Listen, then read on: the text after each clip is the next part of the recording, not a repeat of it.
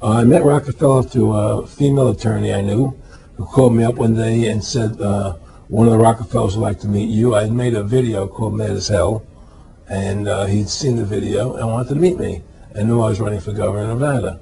So sure, I'd love to meet him. And I met him and I liked him, and he was a very, very smart man. And we used to talk and share ideas and thoughts.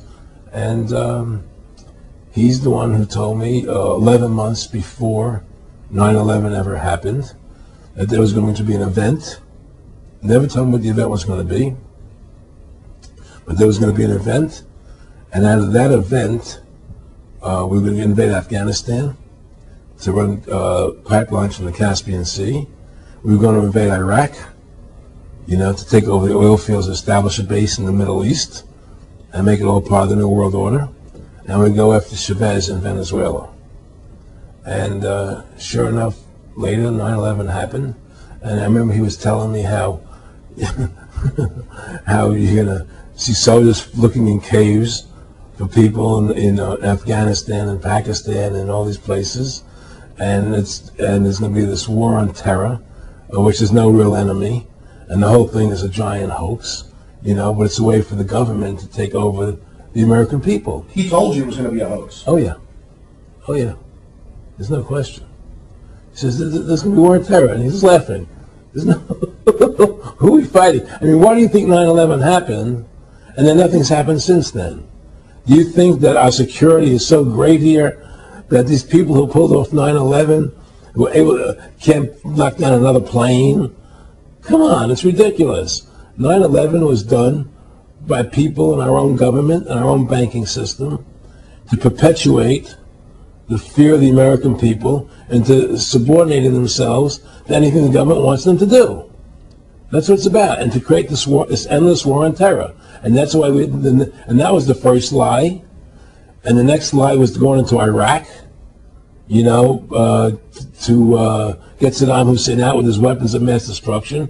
That was the next lie. Now, specifically, this was a little over 6 years ago.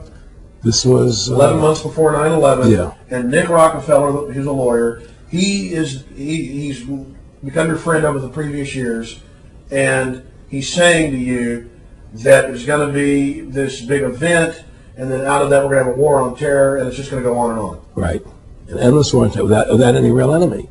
That you can never define a winner. And did he say that it's going to be perfect because you can't define an enemy? It just goes on and on? Yeah, because you can't define a winner. There's no one to beat, so it goes on and on forever. And they can do whatever they want. They scare the hell out of the American public. Look, this whole war on terror is a fraud.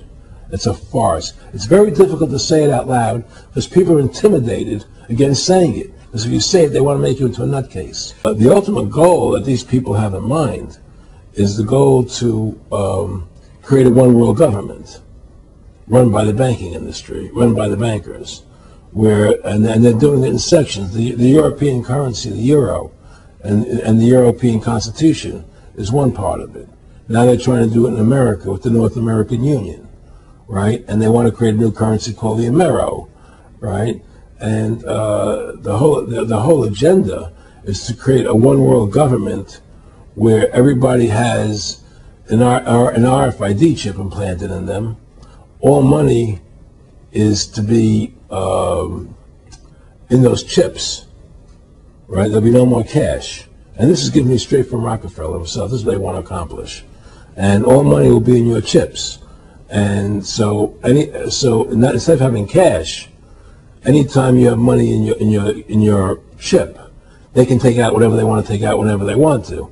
If they say you owe us this much money in taxes, they just deduct it out of your chip digitally. Total control. Total control. And if you're like me or you, and you're protesting what they're doing, they can just turn off your chip. And you have nothing. You can't buy food.